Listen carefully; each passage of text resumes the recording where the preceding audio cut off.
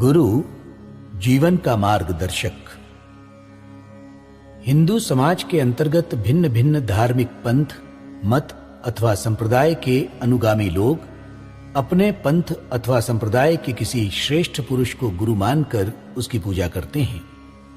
वे अपने पंथ के परंपरागत गुरु को, जो एक जीवित व्यक्ति होता है, अपना आदर्श समझकर उस आदर्श के अनुसार स्वतः को बनाने हेतु उसकी पूजा करते हैं। पर आपको पता है, गुरु पूजा के विषय में राष्ट्रीय स्वयंसेवक संघ का दृष्टिकोण अपने ढंग का है। संघ किसी जीवित अथवा मृत व्यक्ति को परिपूर्ण आदर्श के रूप में न देखता है और न मानता है। इस विषय में संघ की धारणा एकदम निराली है। हमारे धर्म में बतलाया गया है कि गुरु और परमात्मा के प्रति एक सी ही श्रद्धा रखनी चाहिए। यस्य देवे परा भक्तिर यथा देवे तथा गुरु। गुरु और परमात्मा की महत्ता एक सी ही बतलाई गई है, परंतु वास्तव में विचारणीय प्रश्न है कि क्या कोई ऐसा जीव इस सृष्टि में है जिसकी तुलना उस सृजनहार परमात्मा के साथ हो सके? क्या कोई ऐसा मृत अथवा जीवित व्यक्ति हम खोज कर निकाल सकते हैं?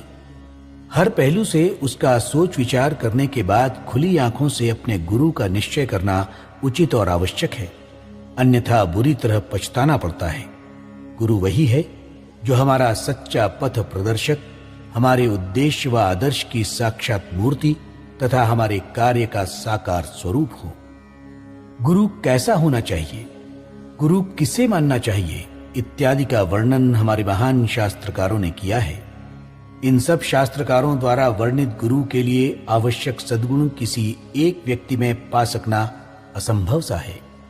गुरुत्व की इस कसौटी पर कसकर ही संघ ने परम पवित्र भगवा ध्वज को, जो हमारे हिंदू राष्ट्र के प्राचीन गौरव, सभ्यता और इतिहास परंपरा का प्रतीक स्वरूप है, अपना गुरु माना है। सामान्यतः मनुष्य कोई भी काम करते समय अपने स्वार्थ का विचार करता है। इसी कारण कभी कभी लोग प्रश्न करते हैं कि इस कार्य से हमारा क्या लाभ होगा। हम विचार करेंगे तो ध्यान में आएगा कि मनुष्य अकेला जिंदा नहीं रह सकता। ऐसा कहा जाता है कि पत्नी बच्चों के दर्शन के बिना एकांत में 6 सप्ताह रहना पड़े तो मनुष्य पागल हो जाता है, उन्मत्त हो जाता है। इसका अर्थ यह है कि एकांत से व्यक्ति का जीवन नष्ट हो जाता है। योग्य रीति से जीवन यापन के लिए उसे समाज की नितांत आवश्यकता होती है। उसका संपूर्ण जीवन समाज पर अवलंबित है, इसलिए समाज की सुस्थिति कायम रखना भी एक प्रकार का स्वार्थ ही है। संघ में न तो व्यक्तिगत अभिमान के लिए स्थान है और न संस्था के अभिमान के लिए अवसर है।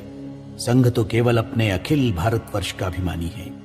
फिर अपनी इस दिव्य ध्वजा को छोड़कर अन्य किसी प्रतीक के प्रति संघ किस प्रकार श्रद्धा रख सकता है? हम दूसरे किसी ध्वज का अनादर करना नहीं चाहते, पर हमारी श्रद्धाएं प्राचीन भारत के इतिहास और परंपरागत भगवे ध्वज को ही समर्पित हैं।